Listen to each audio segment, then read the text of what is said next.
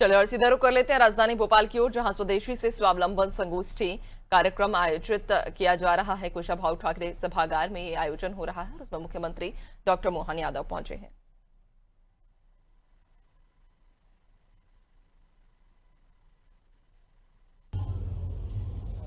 अभी वंदे मातरम का गायन होगा। सभी माननीय अतिथि और सभागृह में उपस्थित विद्वज्जनों से आग्रह है, वंदे मातरम के समय अपने स्थान पर।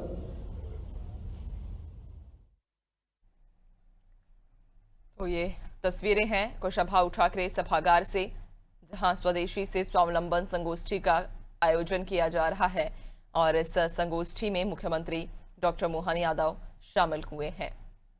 तो राजधानी भोपाल के कुशाभाऊ ठाकरे सभागार से ये तस्वीरें हैं, स्वदेशी से स्वावलंबन संगोष्ठी का आयोजन और मुख्यमंत्री डॉक्टर मोहन यादव इस कार्यक्रम में शामिल हुए। सबसे पहले कार्यक्रम की शुरुआत दीप प्रज्वलन के साथ की गई। भारत माता की तस्वीर पर माल्यार्पण कर उनके समक्ष दीप प्रज्वलित कर कार्यक्रम की शुरुआत की गई और अब मुख्यमंत्री मंच पर विराजमान हैं। मुख्यमंत्री महोदय का स्वागत करें। हम सभी की ओर से पावन पवित्र तुलसी माता से लेकर और स्वदेशी का मंत्र खादी, उसको उपवस्त्र पहनाकर आपका हार्दिक एक बार करतल ध्वनि से हम सभी जोरदार करतल ध्वनि से अपने देश के यशस्वी मुख्यमंत्री, संवेदनशील मुख्यमंत्री और केवल मध्य प्रदेश ही नहीं, देश ही नहीं, पूरी दुनिया में मध्य प्रदेश का परचम लहराने वाले माननीय मुख्यमंत्री महोदय का हार्दिक अभिनंदन है।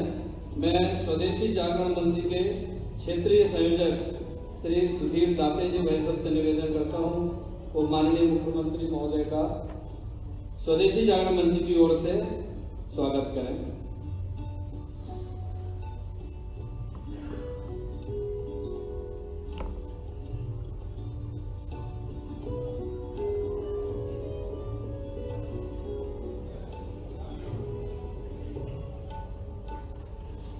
माननीय मुख्यमंत्री महोदय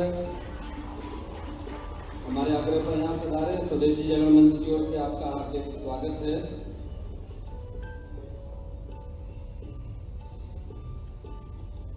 मैं जनअभियान परिषद के उपाध्यक्ष श्री मोहन नागड़ी से निवेदन करता हूँ, प्रदेश अध्यक्ष श्री हेमंत खंडेलवाल जी का हम सब की ओर से स्वागत करें।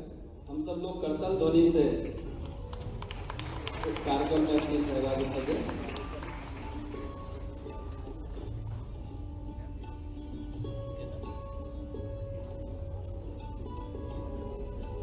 जनअभियान परिषद के कार्यपालक निदेशक महोदय श्री डॉक्टर बकुल लाड जी से निवेदन है कि हमारे अत्यंत आग्रह पर पधारे श्री कश्मीरी लाल जी, जो कि 1984 से संघ के प्रचारक हैं, हरियाणा हिमाचल में प्रचारक रहे, पंजाब प्रांत के प्रचारक रहे, 2007 से आप स्वदेशी जागरण मंच के अखिल भारतीय संगठक हैं।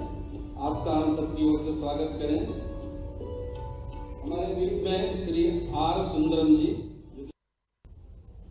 एक छोटा सा आग्रह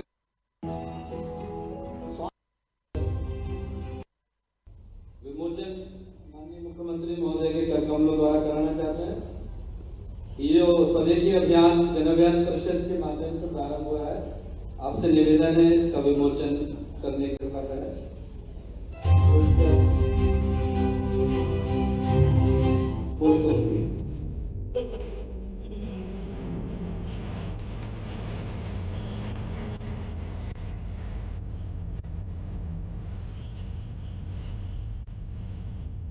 पोस्टर ले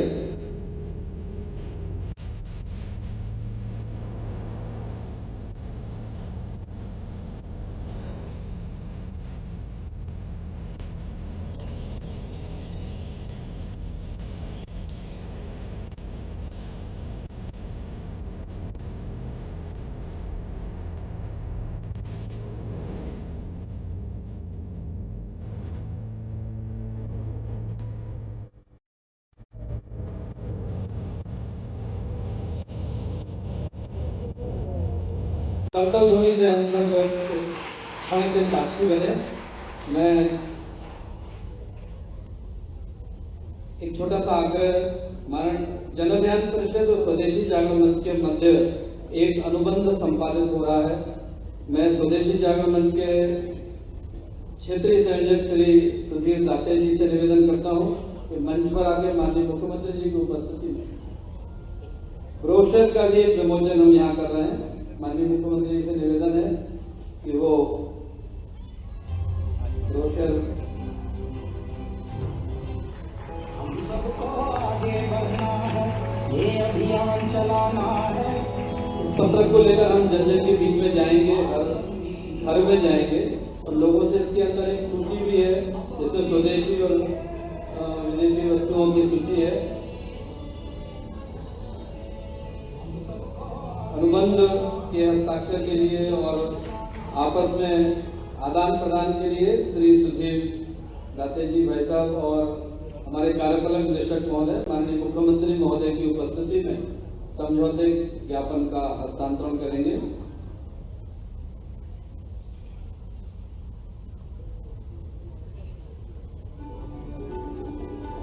दोनों संगठन मिलकर इस प्रदेश के जन जन में स्व का भाव, स्वदेशी का भाव जागृत करेंगे और अपने देश को सशक्त बनाने के लिए अपनी ऊर्जा से आत्मनिर्भर बनने का प्रयास करेंगे। करतल ध्वनि से हम सब स्वागत करेंगे और हम एक छोटी सी फिल्म देखेंगे जिसमें किस प्रकार से हम लोग उस भाव से अनुप्राणित करेंगे। आग्रह फिल्म प्रारंभ करें।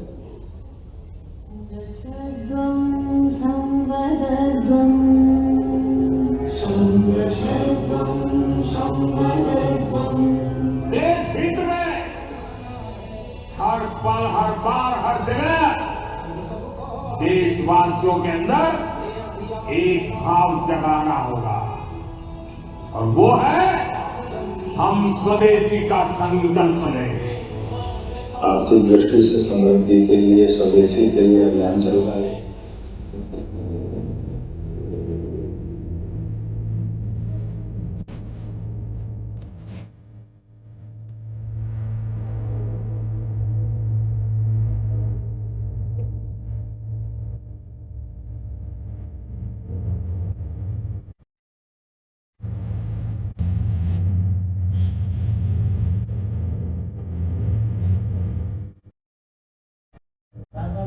मध्य प्रदेश जन अभियान परिषद और स्वदेशी जागरण मंच एक साझा मंच है जिसका उद्देश्य जनसेवा के भावों से कार्य करने वाले व्यक्तियों और संगठनों को भी संयुक्त मंच उपलब्ध कराना है। जन अभियान परिषद मध्य प्रदेश की लोक हितैषी योजनाओं में जन सहभागिता को सुनिश्चित करने का एक महत्वपूर्ण कार्य करती है, तो दूसरी तरफ स्वदेशी जागरण मंच ने वर्ष 24-25 में 11 सफल स्वदेशी मेलों में स्वदेशी विचारों, स्वदेशी उत्पादों और स्थानीय उद्यमियों को एक नया प्लेटफॉर्म उपलब्ध कराया है।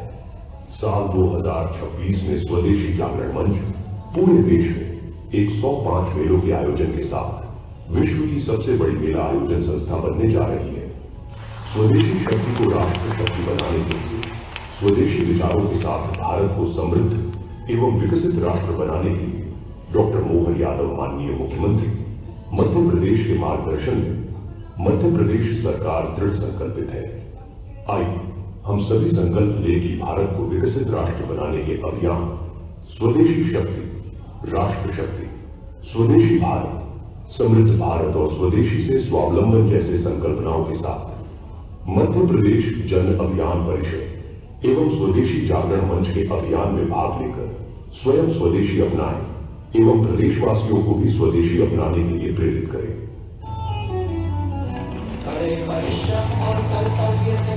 करतल ध्वनि से हम लोग इस अभियान का अत्यंत ही विनम्रता पूर्वक, कृतज्ञता पूर्वक एवं सविनय निवेदन है माननीय मुख्यमंत्री महोदय से कि आपका अमर रहे मां, हम दिन चार रहे न रहे, इस प्रकार की संकल्पना से हम सब लोग काम कर रहे हैं।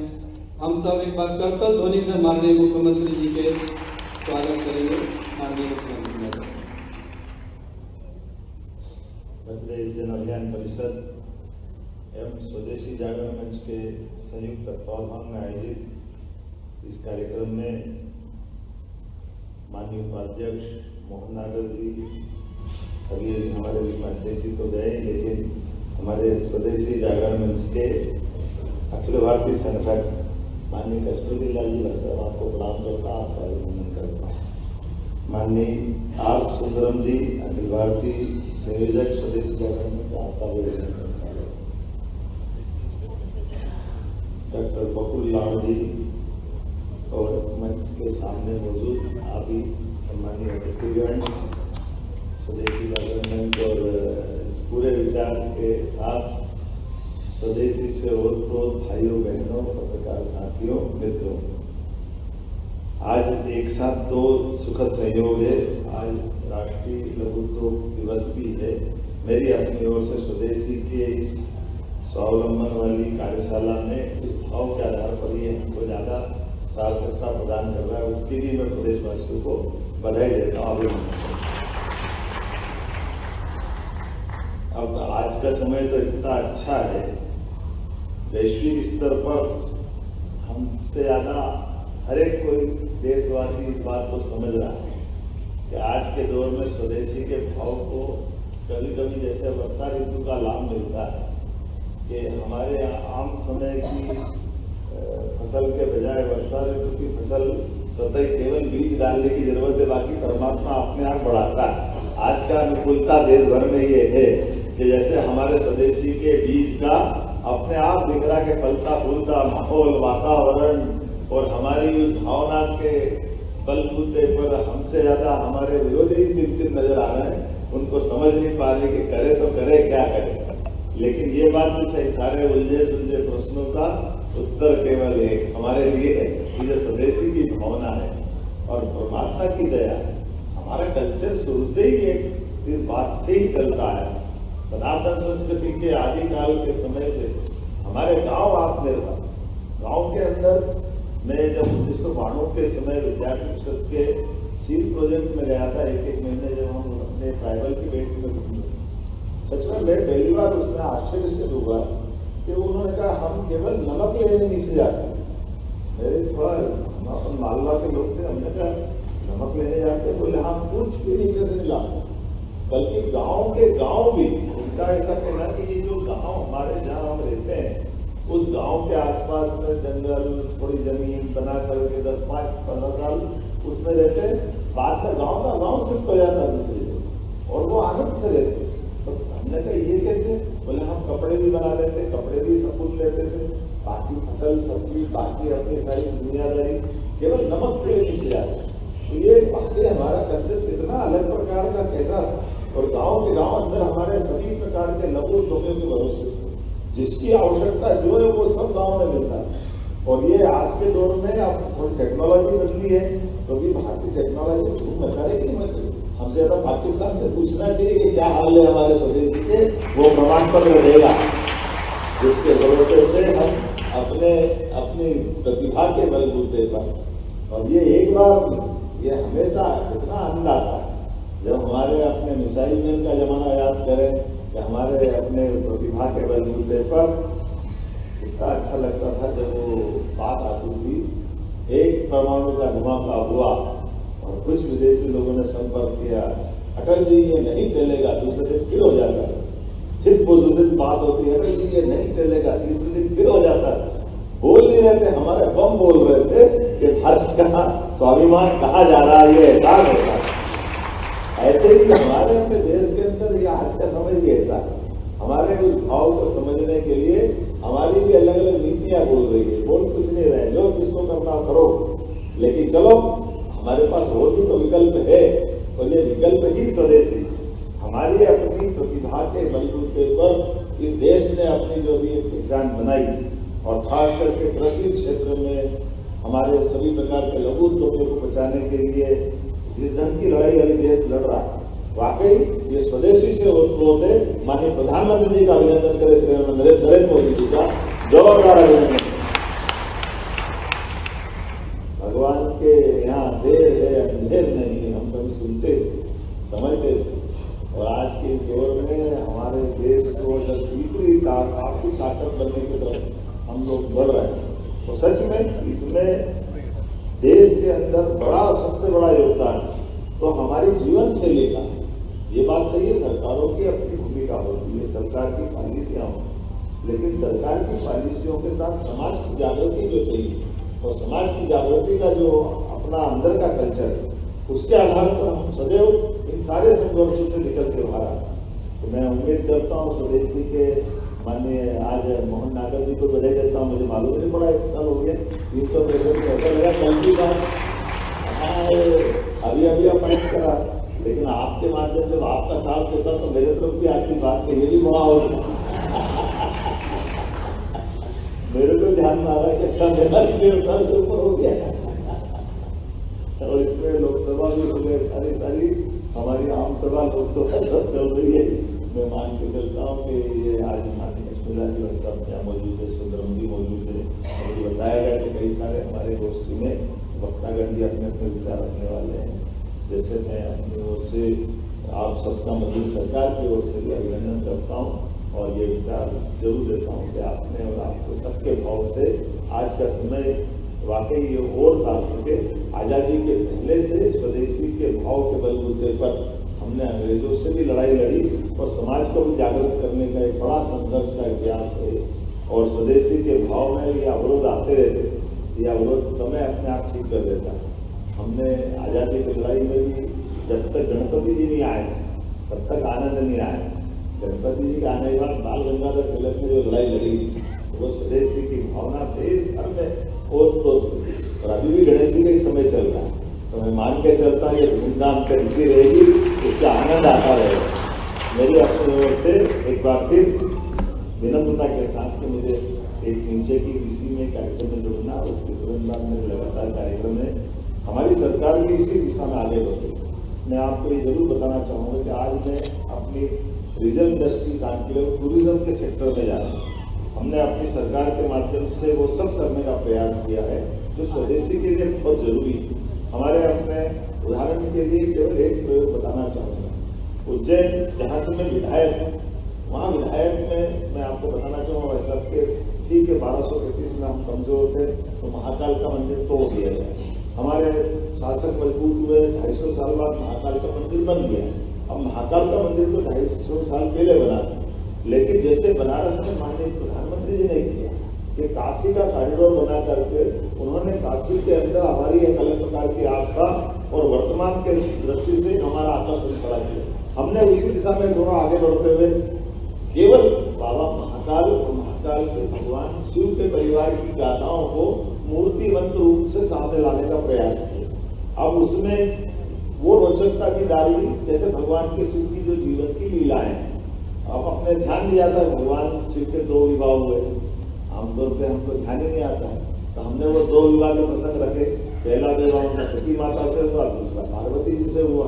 फिर एक एक पुत्र उनकी और उनकी अलग कहानियां हैं। भगवान गणेश की अलग पूरे जीवन की लीलाएं हैं, कार्तिकेय की जीवन की लीलाएं हैं, भगवान का स्वयं का भी अपना जो आनंद है, जैसे उनके भगत भगवान को कितने प्रकार से आनंद भी देते और कष्ट भी उठाते हैं।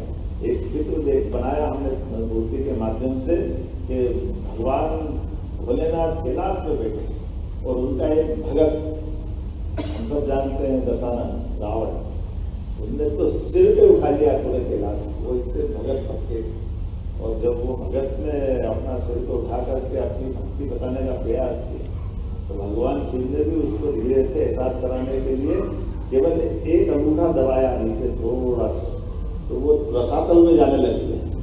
ये जो भगवान के हमारे होशियार भी है और हमको समझाते भी रहते हैं, तो कहीं कहीं क्या क्या चीज से क्या क्या संदेश दे देते पता नहीं है। लेकिन ये ऐसी घटनाओं को जोड़ने के बाद जब हमने ये अपना बाबा महाकाल के महालोक का लोकार्पण किया तो हमारे उस अकेले एक अवंतिका उज्जैन में जो यात्री आ रहे थे वो यात्री सब मिला करके 60-70 लाख पूरे साल के मानते अधिकतम। पिछले साल का ही टूरिज्म का आंकड़ा है 7 करोड़ लोग अकेले उज्जैन में आए, 7 करोड़। तो हमारी जिज्ञासाएं बड़ी है, लोगों का आनंद भी बड़ा है और इस तरह से हमारी ये जो वास्तव में राज्यों की सीमा लिमिट हो सकती है, देश की सीमा हो सकती है, लेकिन ये जो अंतरंग हमारी जो सांस्कृतिक धारा है ये स्वदेशी के भाव के आधार पर हमको हमारे उस प्रकार के उस दौर में भी ले जाती है और पूरे देश की आंतरिक ताकत भी मजबूत करती है। और ऐसे में ऐसे कई प्रयोग हम कर रहे हैं। एक तरफ हमने धार्मिक पर्यटन को बढ़ावा देने का प्रयास कर रहे हैं, एक प्रकार हमारे अपने जंगल अपने जानवरों से आबाद हो गए, जानवरों की रक्षा करते हुए जानवर भी सब प्रकार अतीत के काल में 60-70 साल पहले चीता आखिरी में छत्तीसगढ़ में मारा गया था, लेकिन चीते पुनर्वसान का काम भी अभी वर्तमान में किया। टाइगर तो ऐसे आ रहा दौड़ते भागते, ऐसा लगता है कि जैसे कोई हमारे लिए बहुत बड़ी बात नहीं हो रही। आप भोपाल के आसपास के बाजारों तक भी पहुंच जाते हैं, ज्यादा दूर नहीं है, ऐसा लगता है। कभी कभी मुझे नहीं लगता कि ऐसा होगा, लेकिन ये हमारी एक सह अस्तित्व की भावना का प्रकटीकरण है, जहाँ हम अपने जीव और जीवनों की केवल बात नहीं कहते। तो हमने आज रीजनल इंडस्ट्री का अनुप्रयोग अपने ग्वालियर बेल्ट में की है, पहले रीवा में की थी। एक एक करके सभी सेक्टर में एमएसएमई, स्वदेशी, इस दृष्टि से जो आपका भाव है उस भाव को लेकर के हमने कहा कि हम बड़े से बड़े उद्यमी को भी बढ़ावा देंगे, लेकिन जो रोजगार आधारित उद्योग देगा उसको विशेष छूट देंगे, उसको विशेष लाभ देंगे। हमारे लिए विशेष लाभ केवल बिजली के बिल में, भूमि में, ब्याज में नहीं, हमने पर लेबर भी अगर रोजगार आधारित उद्योग लगाता है तो 5,000 रुपये अढ़ाई में कोई भी होगा, सरकार उसकी पर लेबर की तनख्वाह अपने पास से देगी और वो रोजगार जोड़ने की बात है। ताकि हमारे अपने जैसे उदाहरण के लिए कॉटन, मैं कोयम्बटूर गया कर रहा था, तो तमिलनाडु से ही आपको जानकारी है, तो कोयम्बटूर कपास हमारे यहाँ हो रहा है और कपास का हमारे यहाँ भी कारखाना खुलना चाहिए। और कारखाने खुलने के लिए पुराने समय बड़ी बड़ी मिल थी, उज्जैन में, इंदौर में, ग्वालियर में, रतलाम में। टेक्नोलॉजी बदल गई, टेक्नोलॉजी को अपने अपनाने के कारण से जो छोटी छोटी बात है, अब धागा बनाना है, धागे से कपड़ा बनेगा और कपड़े से रेडीमेड गारमेंट्स की तैयारी होगी, विदेश में निर्यात होगा। तो हमने कहा कि ये हमारा कॉटन का भी यही धागा बने, यही कपड़ा बने, तो ऐसे में बड़े पैमाने पर लोगों को रोजगार मिलेगा। तो ऐसी इंडस्ट्रियां हमने चालू करी और छोटी छोटी इंडस्ट्री। अगर दूसरे मशीन आधारित उद्योग लगाओगे तो हम आपको लेबर के लिए कोई पैसा देने वाले नहीं, लेकिन रोजगार पर अगर आप अपने होटल भी डालो, अगर आप अपना हॉस्पिटल भी डालो, तो उसके लिए भी हम सब्सिडी दें, क्योंकि उसमें कई लोगों को रोजगार मिलता है। ऐसे सभी क्षेत्र में तो 5,000 रुपया महीना 10 साल तक सरकार देगी, कोई ऐसी फैक्ट्री डालता है। कई कारखाने खोल रहे हैं। आज की स्थिति ये हो गई कि गोकुल, वर्धमान और ऐसे बहुत सारे नाम ले सकते, ये बड़ी बड़ी इंडस्ट्रियां जिसमें बड़े प्रकार से लोगों को रोजगार दे रहे हैं। और ये भी नहीं केवल हमें बड़ी इंडस्ट्री में ही दे रहे हैं, आगे जाकर के हम ये लघु कुटीर उद्योग को अपने घर में भी खड़ा करें, घर से भी उनको मदद करें। ऐसी कई प्रकार की योजनाओं को लेकर के स्वदेशी जागरण मंच के साथ में भी पूरी दिन अपनी ऐसी प्रदर्शनी लगाएंगे, जिसके आधार पर हमारी लघु कुटीर उद्योग कैसे कैसे काम कर रहा है, इसकी जागृति सबको आएगी। आज तो इतना ही कहते हुए कि मुझे और कार्यक्रम को जाना आपसे विदा करता हूँ। बहुत बहुत धन्यवाद। भारत माता की जय।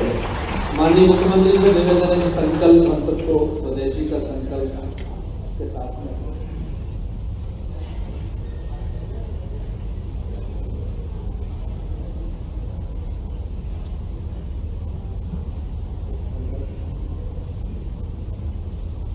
शपथ दिलाएं।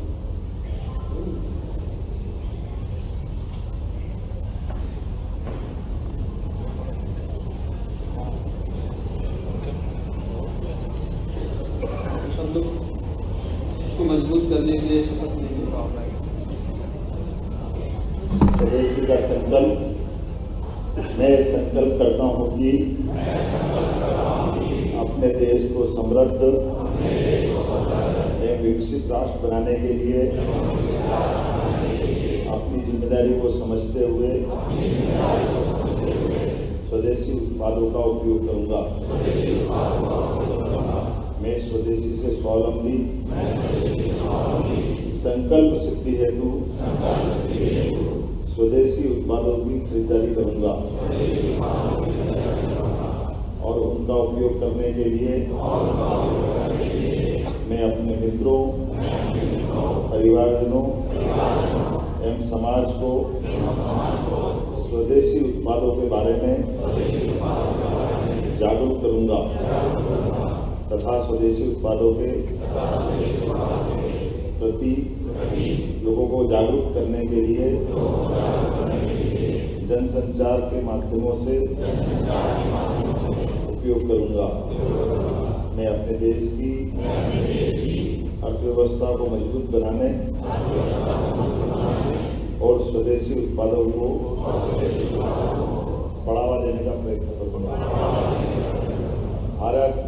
की अत्यंत आभार।